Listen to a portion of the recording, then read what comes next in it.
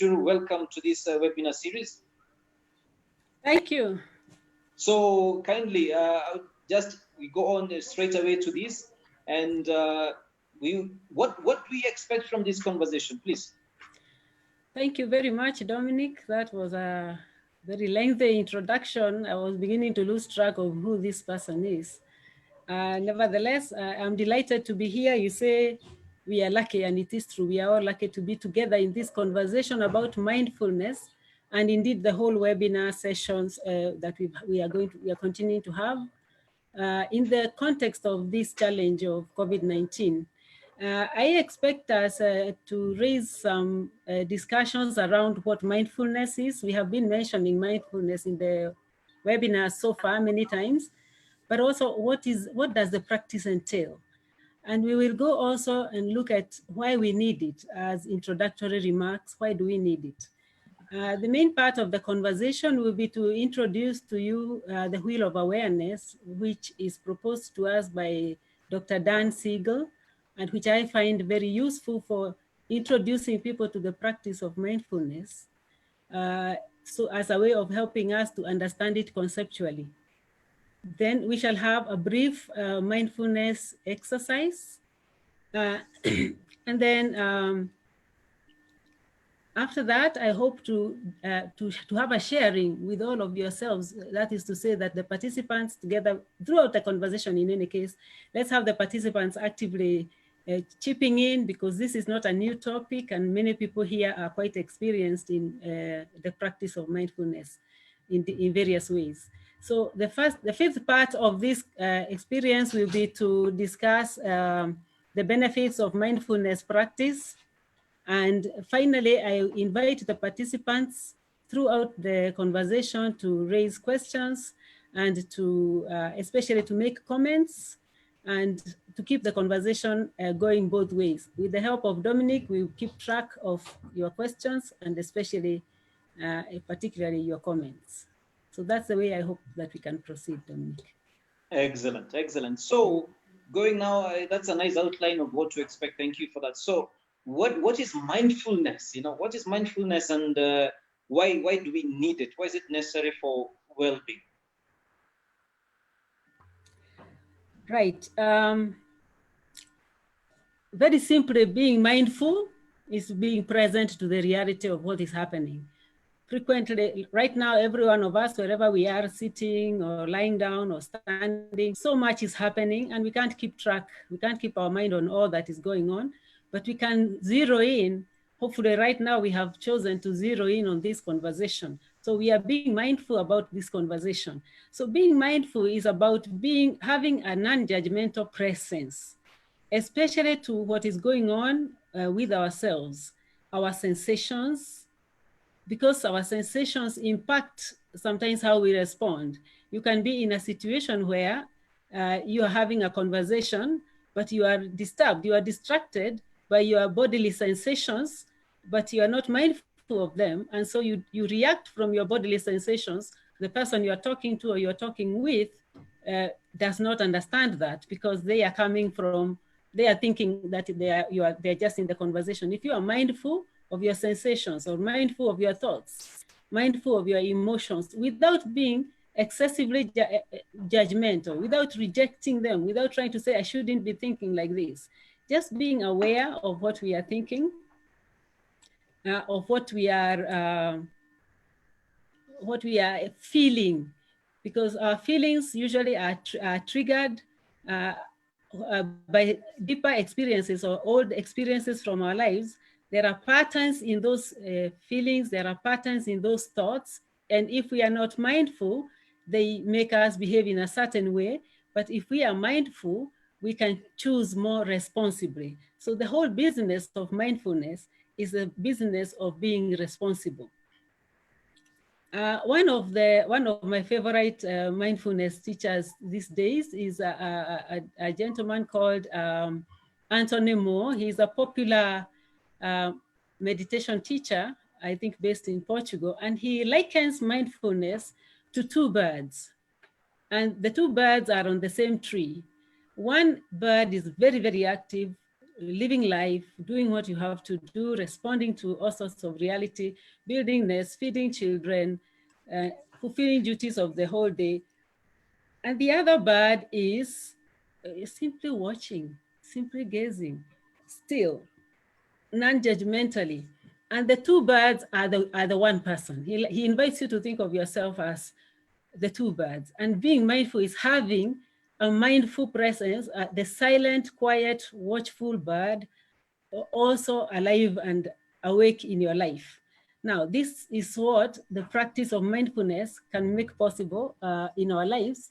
If we practice mindfulness in a constant way, we can become people who are mindful, not only when we are doing a mindfulness exercise, but when throughout our life, most of our life, we can become increasingly more mindful. So this is the idea. So as I say, it is a positive and cultivated self-awareness. I like the expression to be with myself, because frequently we are not with ourselves. We are, I like the English expression, which I consider to be the opposite. We are beside ourselves. Things are happening and we are kind of being pushed around. And sometimes we are beside ourselves with worry, or you can be with this expression, beside ourselves with amusement, whatever it is. But if you are with yourself, you are mindful, you can enter the experience more fully, and you can select how to respond to the experience. So basically, this is what mindfulness is about. And why we need it so much is that life is on such a fast lane. The people today, perhaps more than ever before, are being pushed around, and you have that self in the middle there, pushed from all sorts of directions, by physical experiences, by relationship demands, by social pressures. In these days, by COVID-19 and its attendant circumstances, maybe these days being unable to travel up country, or being unable to travel into the city, or being unable to travel out of the country if you had scheduled to travel. All these kind of things create also of pressure around our lives, and can make us react in different unexpected or uncharacteristic ways, or very characteristic ways if we have never managed to learned how to manage ourselves. So the very cares of our lives make it necessary for us to improve the quality of our lives. And one of the ways which we would recommend for doing this is to learn to have a mindfulness practice. Dominic. Yes. Now in terms of mindfulness and positive psychology, that's where we are moving on next. But before we go there is some questions I'm reading here from the comment section. And Jeremiah Jeroge first is asking for clarification. Is there a difference between being mindful and being thoughtful? Certainly. The way we are using the word mindful is in a very specific way of being thoughtful is frequently being kind, having, remembering how something might affect someone else. And sometimes it is because we are mindful that we can become thoughtful. Yeah? So it can be a benefit of being mindful. But mindfulness is basically awareness. It is a quality of presence. It's a quality of presence, especially to our own experience, our own thoughts, our own physical, even our senses, what we are experiencing through our senses. But I say they are connected, because if we are mindful, we are most likely going to be also thoughtful of others. It would be considered a benefit of mindfulness. Perfect. Then there is another question from Ibelia, who is asking whether mindfulness is the same thing as being conscious of or self-introspection. Yes, I would say yes, being conscious, if that's what the first word was. Yes. Self-introspection can have a positive and perhaps also a negative connotation. And I hope that as we discuss mindfulness, we are thinking much more in the positive because it is non-judgmental. It is basically just awareness, but awareness with an intention of presence, and awareness with an intention of responsibility, if you like. For us, introspection can have the connotation of being self-absorbed in some cases, excessively criticizing ourselves. We hope that mindfulness would in fact act against that it would enable us to become more self-compassionate, as we talked about that last week and other times, that we would be people who are more accommodating. So it is a kind of introspection, if you like, but it is not being self-absorbed. Very intricate differences here, but rather important. Very good. So we will take only 2 more questions, and then we allow to continue. Jake is asking whether mindfulness is mindfulness a spiritual activity, because for him it seems like it is. Absolutely. I think it is a spiritual activity insofar as we can say that being human is being spiritual. During the first of this series of conversations, we talked about being religious or being spiritual. You do not have to be religious to be mindful. Yeah, mindfulness or to have a mindfulness practice, but mindfulness practice helps to promote our spiritual consciousness. And one of the things we shall be saying towards the end is that in fact it promotes our spiritual intelligence. But that is insofar as spirituality is understood as becoming more fully human, more fully awake, more sensitive, more loving, more open to relationships beyond certain boundaries. Therefore, if you have that definition of spiritual, which is rather broad, yes, mindfulness is a spiritual practice. It helps us to become more fully awake as human beings. If spirituality for that person is more limited in the sense of, or rather only limited in the religious connotation, which is also a very good thing, with being spiritual and religious, you will remember in our conversation, is a wonderful way to live life. It helps to integrate a whole lot of tools for growth, community, etc. But it is not absolutely limited to being religious. Mindfulness is not necessarily religious. It can be religious. It is something available to every human being who would like to become more able to respond to the realities of their life, especially to become more more well, to increase well-being in their own life. Yeah, okay. And the final part, and also which is final question, there are some other questions, but we just maybe respond to this one for now because of time, is now the difference between mindfulness and contemplative attitude. This is really connected to the previous question, but maybe you could clarify on that. Yes, and I'm not too sure what the person might mean by a contemplative attitude, so that would be helpful to kind of have an idea. Because contemplative attitude may necessarily be very much in a religious context. And it may be one of the ways to practice mindfulness, right? So it depends on the definitions that we give. But as I said before, and as the slide before you now suggests, mindfulness can help us, just like other practices that are proposed in positive psychology, to move from already good lives perhaps to better, better quality of our lives. As Prina said last week, it helps us to improve our resilience, and we shall see some of how that is, and to move from challenges to strength, which is an element of resilience. What I was very keen to mention to us, though, is that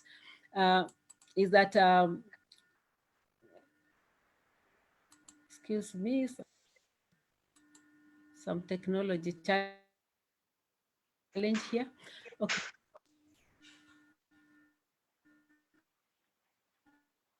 There's a bit of a technology challenge on the side of Dr. Beatrice, as she continues with our conversation on mindfulness. So you cannot hear me? Now we can hear you. Okay, good. That's fine. Okay. So what I was saying is to be mindful that mindfulness has now been studied also. It's an age-old practice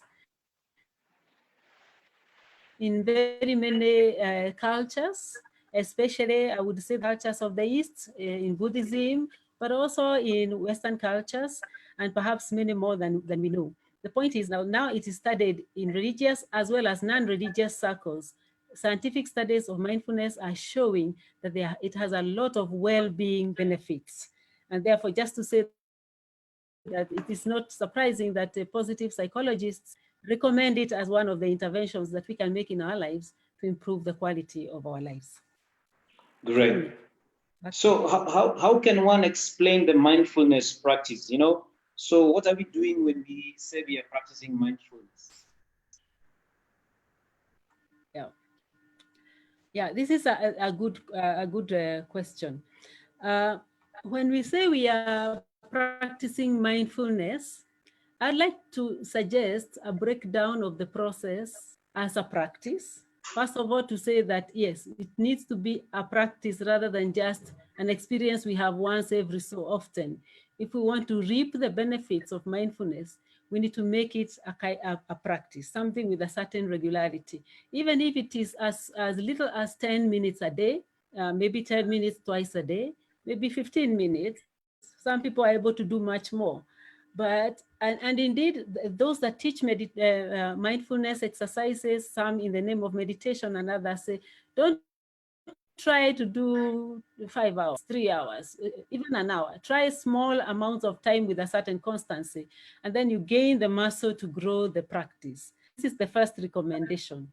But when we actually go into the practice, irrespective of what we actually put our attention to, the main thing is, I would say there are, if you like, moments that can be useful in the practice of mindfulness. One is the intention, basically entering into the experience of mindfulness with the intention of being available, with the intention of being open, with the intention of, also growing. I think intentionality is a rather important attitude to bring to our mindfulness experience. The second thing is this stillness that is necessary, that enables awareness, because if we are fretting and moving around, and then it's going to be very hard really to focus. So the stillness, the awareness, if you like, the little bird sitting on the branch, just to be there and to make ourselves available. The third thing is what we choose to put our attention on, and I'll be talking about that shortly when we look at the wheel of awareness. But what do we choose to put our attention on? Then the fourth, now we oscillate between the third step and the fourth step, which you can see is a return to the second step. That is to say that at the end of the day, the most important thing is increasing that sense of awareness. So frequently we lose focus on the point we were paying attention to, and we have to call ourselves back without beating ourselves up. We call ourselves back to attention. For example, some people use for stillness breathing exercise. And if we lose focus, we are now in stillness, and we try to focus on an emotion or an experience that we want to just look at, and then we lose focus of it, we can return to the breathing without wasting too much time trying to beat ourselves up because we lost focus. This is not very important. It's more important to keep on returning. The returning is what grows the muscle of stillness, the muscle of awareness. Finally, coming out of the experience, a little bit like intention, we enter into the mindfulness, bringing the desire to grow, and we come out with the desire to integrate this experience, this surrender experience that we go through in the mindfulness into the living of our daily life.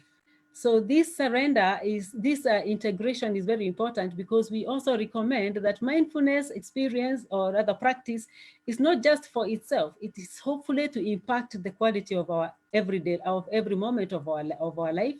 It is also hopefully to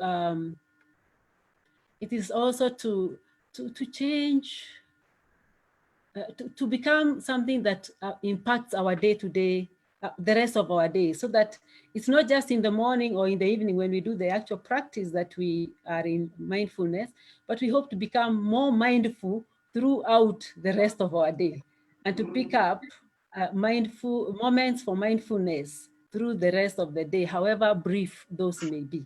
So those are the moments, those are the experiences that that we do in the practice of mindfulness, the process.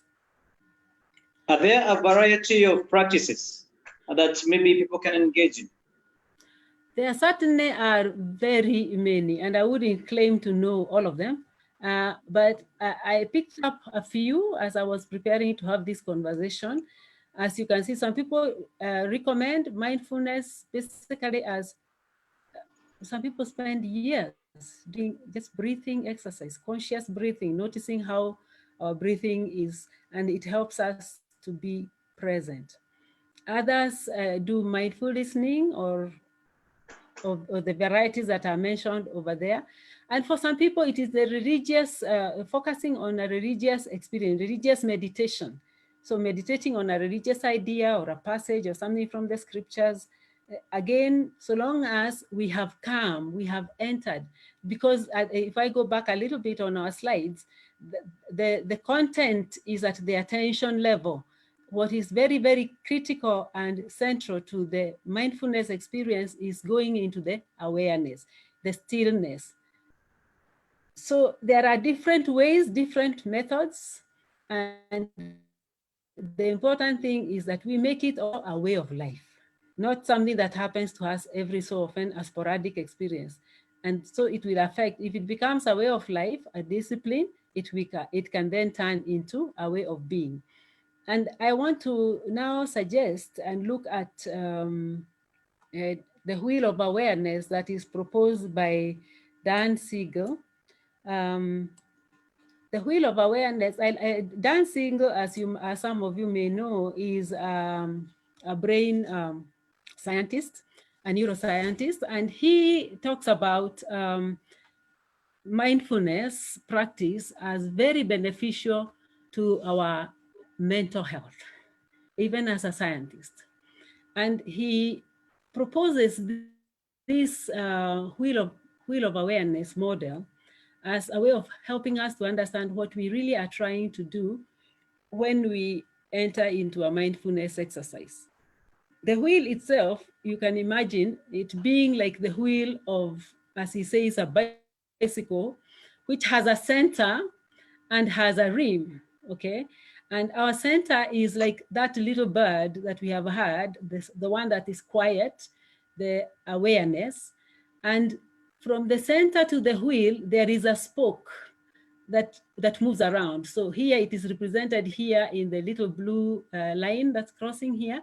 But the point is, we focus, first of all, it's very important to be aware of the hub when we are doing the mindfulness practice, because this is the active, the part, if you think about object, subject, this is the subject. This is the person who is doing the awareness experience. This is the still bird. And the outer rim could be the active bird, all the things that impact our lives. It can be the five senses, as we are familiar with from traditional science, but as we have come to become aware also of the interior body sense, feeling our body, so to speak, from within. And we know that experience. We know it, for example, from a little bit of pain someplace. It's not necessarily in the area of the five senses, but paying attention to the body is one of the things that helps very many people just to enter more deeply into stillness. Then the third piece, which is the mental activities. And here he puts together our affective experience, our emotions, as well as our thoughts. Because all the mental activities happening in different parts of the brain, as has been explained to us in some of our sessions here.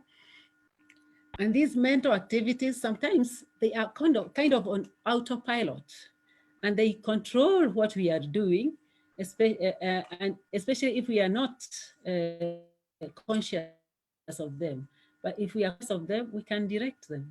We can choose. We can see the ones that are helpful to us, helpful to building the kind of life we want, helpful to building a peaceful world, and we can let those grow and allow those others that are not building us up, to fizzle away, or we act on them and correct what is not working and move on. So to focus attention, compassionate attention on our mental activities is one of the things that we can do very profitably. Finally, in the circle of awareness, or in the wheel of awareness, is our interconnectedness.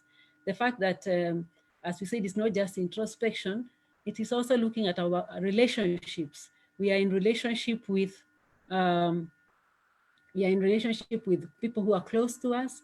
We are in relationship with our community, our workplace, our country. We are also in relationship with the rest of the world. We are interconnected, and we live at a time now that increasingly humanity is aware how every action in every one place impacts the whole of the rest of the human community, and even beyond the human community to the creation, the sense of interconnectedness. And so if sometimes we can focus our attention in our mindfulness on the relationship or on our interconnectedness, some person or some other area of our life. So this is just one model that I find very helpful. When we go into mindfulness exercise, we need not do the whole circle every time.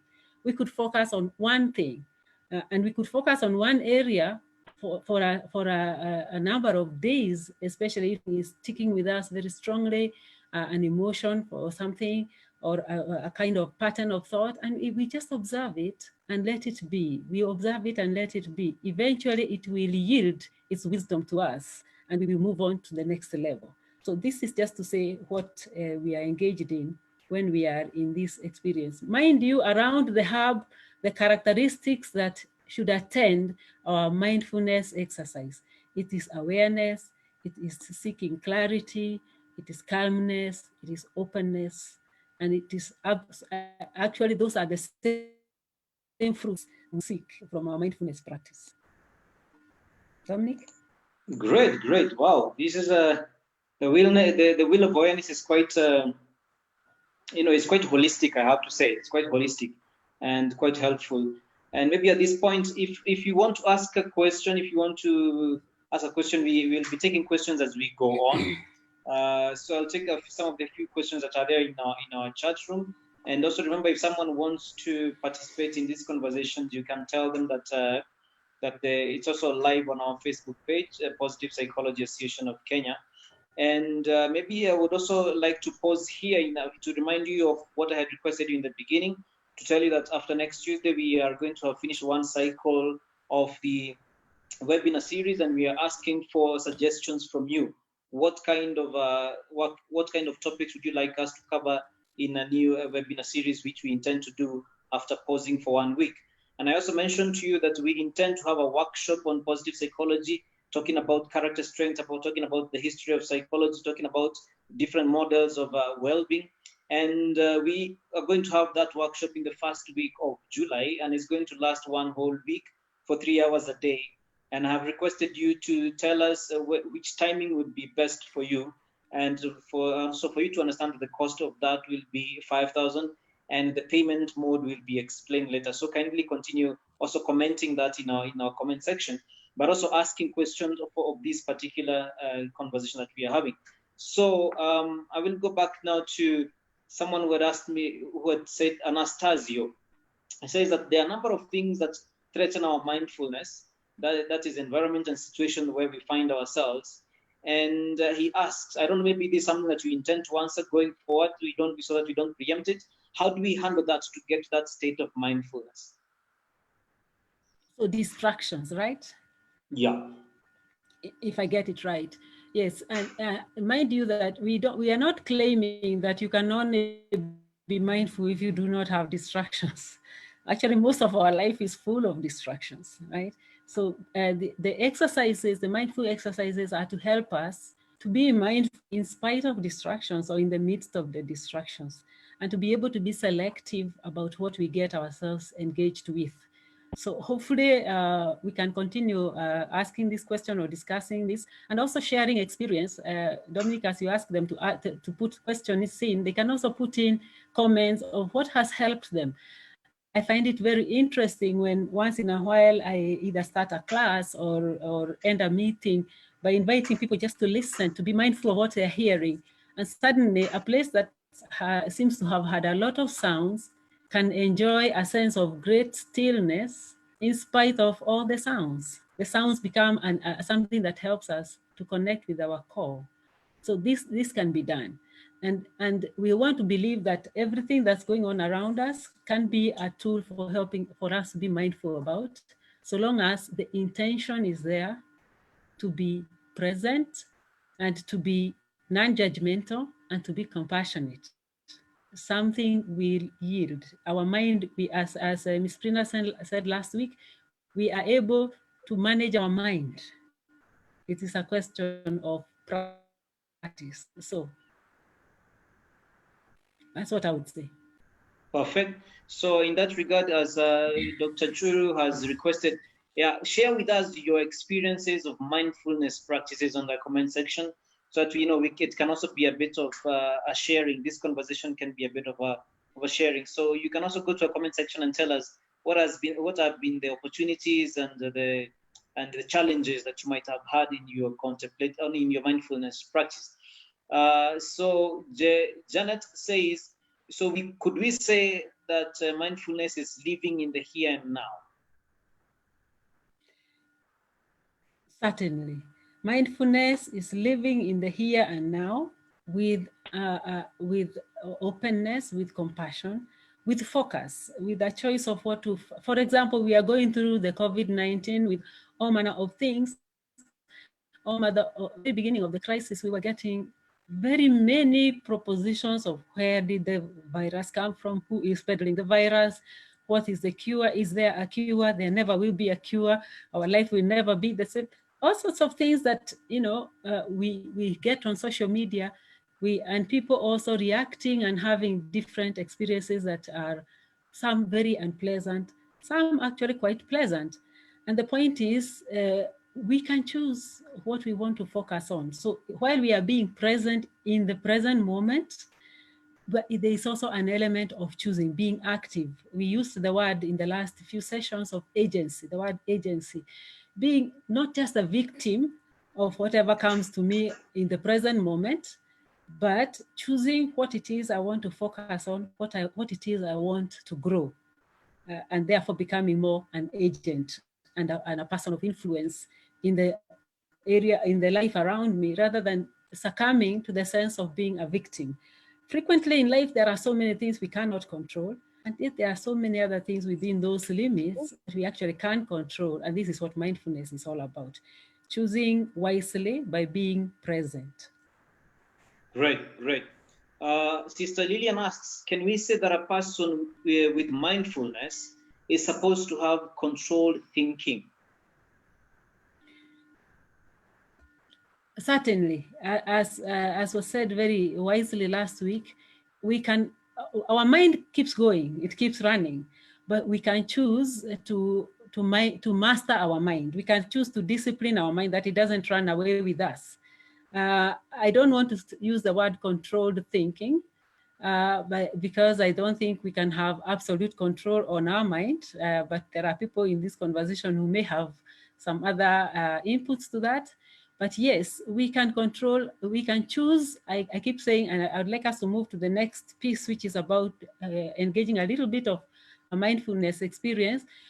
By focusing on a certain thing through the practice, we can choose the kind of way we shall be handling also similar thoughts, so that thoughts don't run away with us. Some people have a mind that leads them also to all sorts of imaginations of great dangers that could happen. And all of us have different kinds of minds.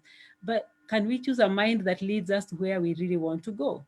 And I think by observing and bringing our intention to the conversation, to the mindfulness experience, we can somehow cultivate the thoughts that lead us to where we want to go. And we can let go of thoughts that are injuring our direction and our perspective. So again, mindfulness will give us a sense of perspective. It will give us a sense of the freedom to engage with certain thoughts or not to engage with them, because frequently we get caught up if we are not able to do anything much about. It is to increase our effectiveness for our own lives. So yes, to a certain extent, that's to say we are not going to deny and reduce also all thoughts or all ideas, but we can choose how we engage with them, to what extent, and that in line with the purpose of our life.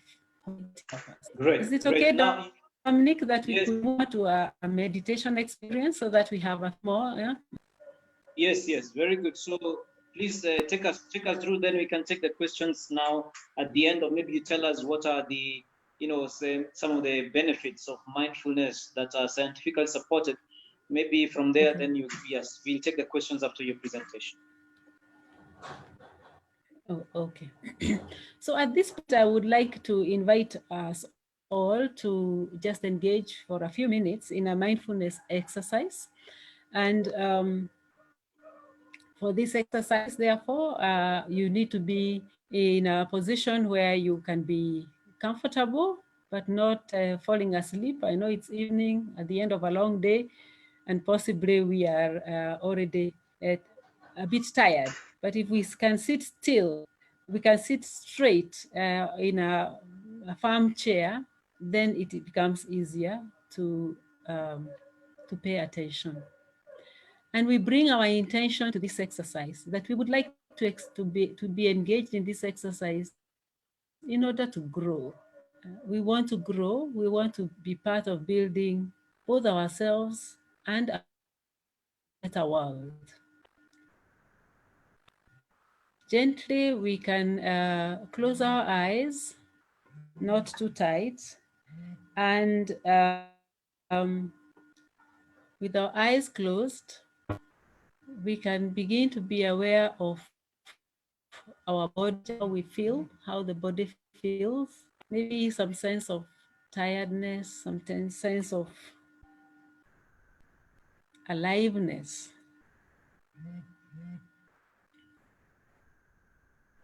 Starting with the head, slowly just being deliberately aware of the body, coming down the torso,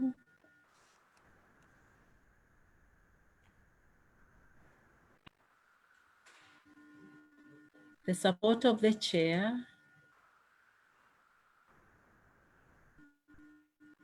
down the stomach, down to our lap,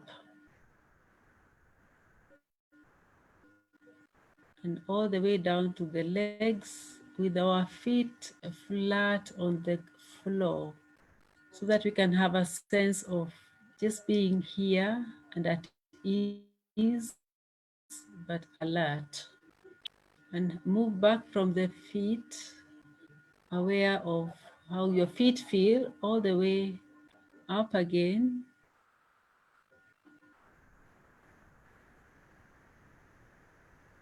Be mindful of any discomfort in it, just pay attention. It's like you respond to the body. You are missing that feeling. And back to your face. And using your breathing now, mindful of the air going in your nostrils.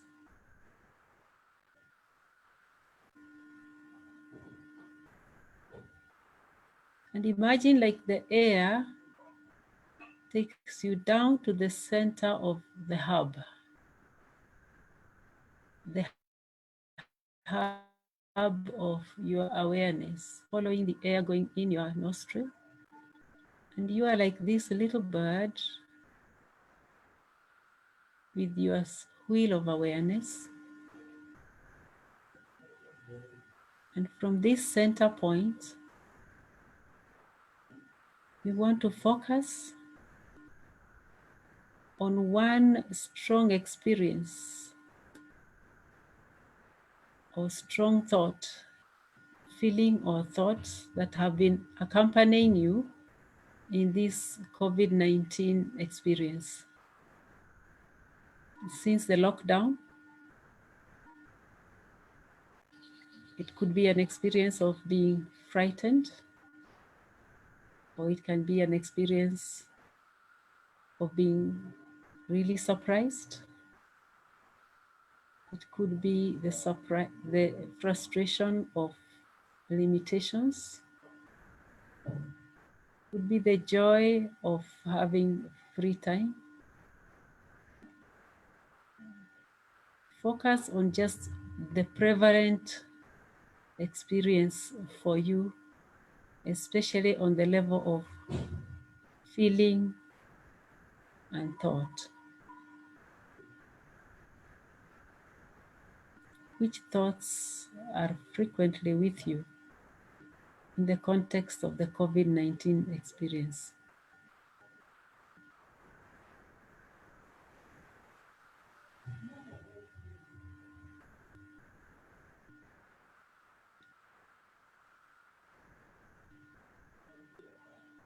And as you listen to these thoughts, recurrent feeling, don't seek to change it, don't seek to interpret it, just listen to it.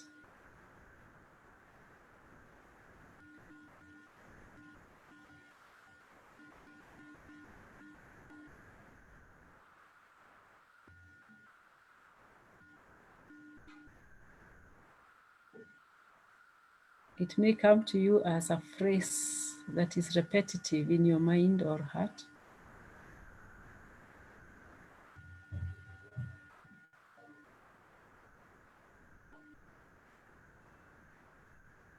Give it attention.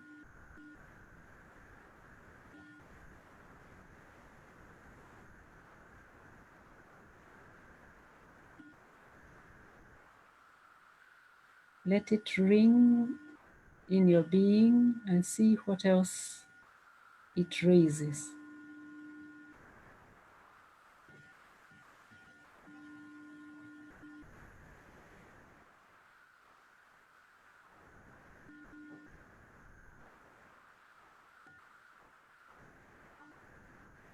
Do not succumb to the temptation of judging it. Just let it be. Hear it out.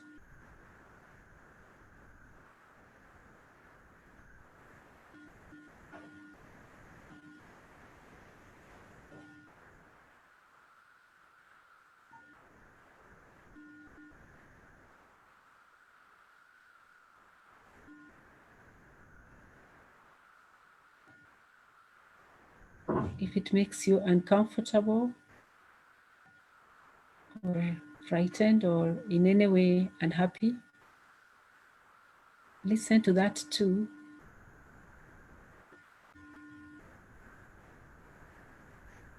Be an ear for your feeling, compassionate ear.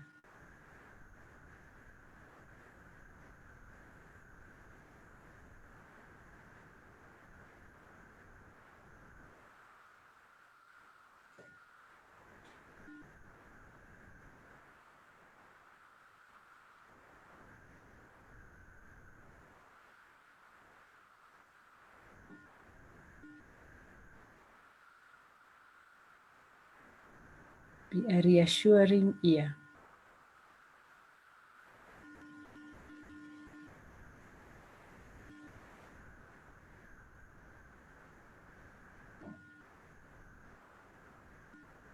The mind wanders away, just breathe in again. Be mindful of the breath taking you back to the center, to the hub of the wheel. And redirecting your attention to that mental or affective dominant experience.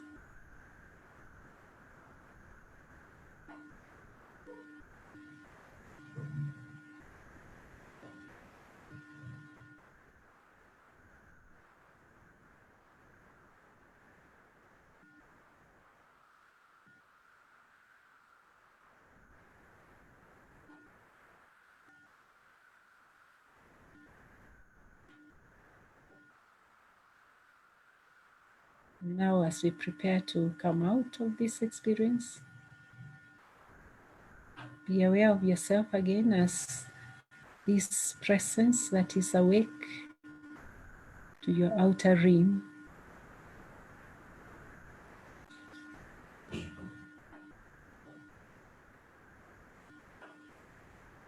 This compassionate listener.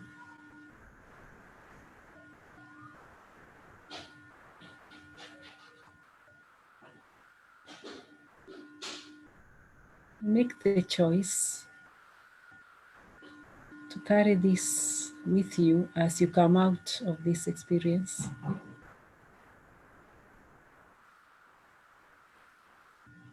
To carry this quality of presence as much as you can.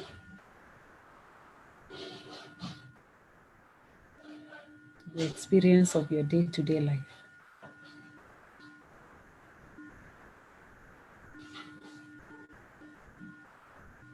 So as you breathe in and out,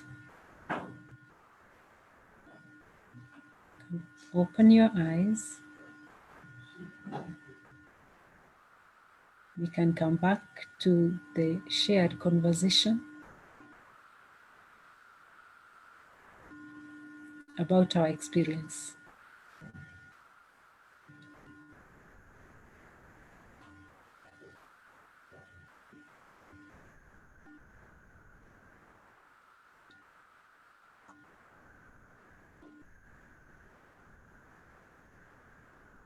And you can note down for yourself if there was anything there that, even if it's one word, that stands out, which you might like to share with the community as we continue our conversation. The idea is to have more than just an experience, to continue the practice every day. But I do invite comments and feedback and questions, even as we continue to converse.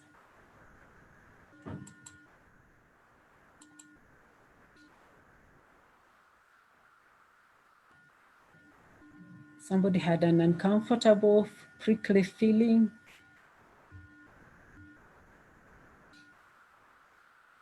Very good, because we are with ourselves, we are noticing, we are relaxing.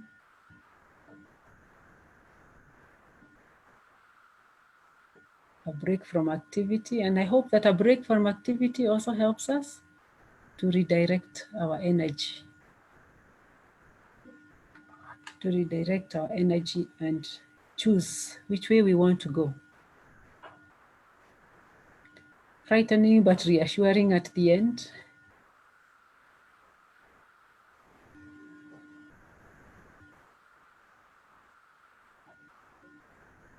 The question, can we equate the hub to the center of our being? Center of our consciousness, of our awareness. It isn't a place, obviously, Elu. It is an experience. It is our being, a way of being awake to what is going on. Find it very hard to be non-judgmental. Yes, things come slowly. To be able to watch something and just let it be. The temptation to explain away the thought, to moralize, if some of us are used to it. Yes, sometimes you are not well, you are sneezing, you are not able to settle. And again, it's part of what we have to accept, that we are limited. We do the best we can. We do even falling asleep, we do the best we can. But we will reap benefits so long as we are persistent.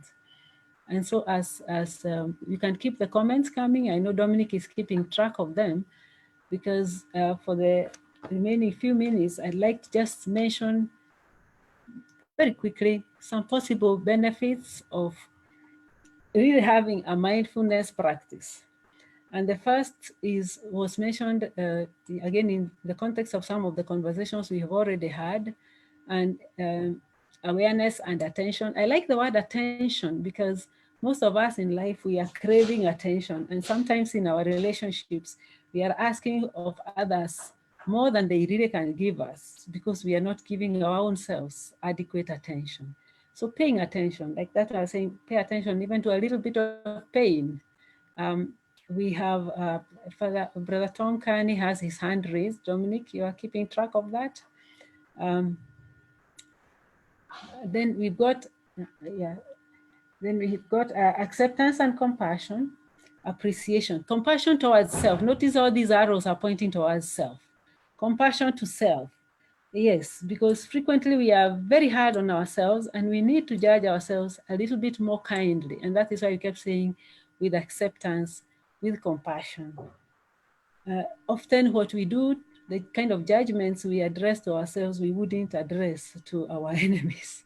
We can be very hard on ourselves. So again, mindfulness can help us to really choose to be compassionate to ourselves. Forgiveness and reconciliation even with our limitation. Somebody says, I fall asleep. Yeah, accepting that. But I like to focus a little bit more on integration, which I think is very important. And Dan Siegel says that integration is the basis of well-being. I thought that's a quotable quote. And why do I think it's so important? Because we can have integration on so many levels, integrating our outer and inner experience. If the children are disturbed, there is a lot of noise. Somebody was talking about noise in the morning. If somebody sees, those are all outer experiences. And frequently we are not managing very well. That's why we have that self at the center who is battered and beaten. Then we have Dan Siegel speaks about meditation helping us to, or mindfulness helping us to integrate the different parts of our brain, because we got the lower brain that we tends to respond to, it always reacts to keep us safe, to keep us alive.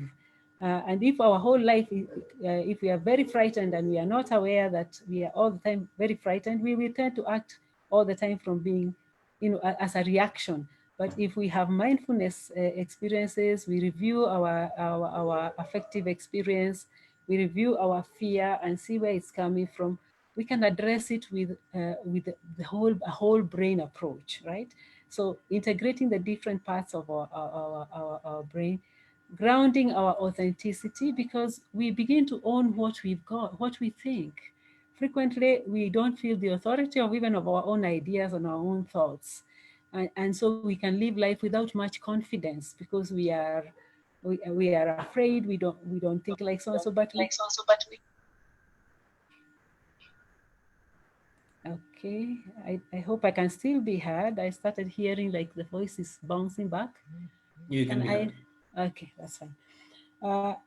Then increasing the sense of agency, which is related to grounding our authenticity, that really we can deal with the reality out there as ourselves. We don't have to do it like everyone else. We can consider all the wisdom that comes our way, but we can really become our own self. We can come with creativity.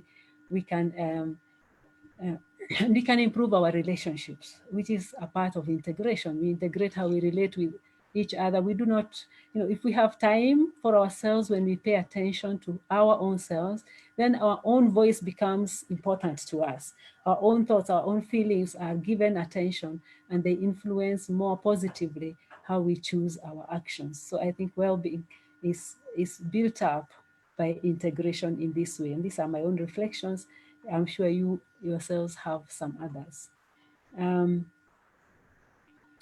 You might remember that earlier on in this presentation, we had that self in the center who is heavily oppressed by all these external forces, yeah, doesn't have a sense of agency. But if we do mindfulness exercises and mindfulness practice every day, we can increase a sense of agency, a way of handling the realities. Many things we cannot change ourselves, obviously, but we can develop a way of handling them that gives us a sense of agency. And therefore, I have here that mindful living can lead to, obviously, self-knowledge, self-compassion, confidence, etc., as I have said, an increased a sense of agency, which is responsibility, that we do not no longer just react to things, but we consider and we respond from the depth of our being. We become responsible, the ability to respond. Compassion to self also can expand to being compassion to others. Actually, we are never going to be able to be compassionate to others without having self-compassion. So the ability to also see that people could be coming from another direction, people can also be coming from pain that we know little about, or whatever else that goes into compassion towards others. Altruism, obviously, compassion is the feeling for the other, but acting in the, in the state of the other, helping in the, helping the other to feel, to overcome challenges, reaching out beyond ourselves. Why? Because when we do mindfulness, we become secure in our own boundaries. We do not feel so threatened. We feel well. And when we feel well, we are able to reach out to another. But if we feel very insecure, very endangered, it is very hard to reach out to another. We are always watching out for ourselves only. Yeah. Therefore, I'd like to say something about depth. I think it's Pope Francis who says one of the greatest scourges of our time is people, we are so superficial in the world, in our world today. We move from one thing to another, one thing to another. We do not enter into an experience, really get a sense of what is really going on in there. Where is it coming from? Mindfulness can do this for us, help us to become people of depth, people who can go through an experience and reap its fruit by attending to it, not skimming over it and pretending to be just fine. Frequently, especially when we have a negative experience, we buy into the philosophy. We may not say it because we look like serious people, but we may be buying into the philosophy of fake it till you make it, and we live our life by the faking it kind of thing. Faking it is a whole, the culture of superficiality and looks can be very destructive. And then we cannot have compassion for others because we have not gone into the experience of our own lives in reality. But mindfulness, especially if we focus on our experiences, can make us people who have depth, who can read the wisdom of our experience, and as much as will come out of it, because that's the first book of our life. Of course, creativity, communion. Communion, as I said, compassion to others, but the sense of how we are all in this together. This has been one of the, I must say, one of the big experiences of COVID-19, how so much we are all in this together.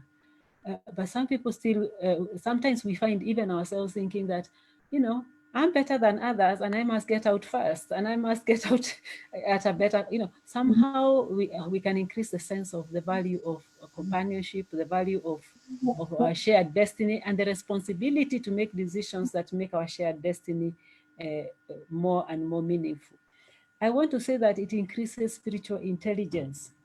And what do I consider spiritual intelligence? I will really simplify it and say, in line with a spiritual teacher called Gary Zukav, that indeed in life, like if we follow the experience we did of looking at our affective or cognitive experience during this time, at the depth of our reactions, there is either the positive, if you like, movements towards growth, or negative movements which are driven mainly by fear. So he reduces them to love and fear. Interestingly, in the Christian scriptures, we read perfect love casts out fear. Okay, it may not be as simple as that, but if we should be able to, by looking at our experience and our inner experience, to discern what is meaningful, what will build up, and to become people who are spiritually intelligent. I do not think it's possible to gather spiritual intelligence external to ourselves. Spiritual intelligence has to be found interior to our, not even reading scriptures can give us spiritual intelligence if we lack an interior experience.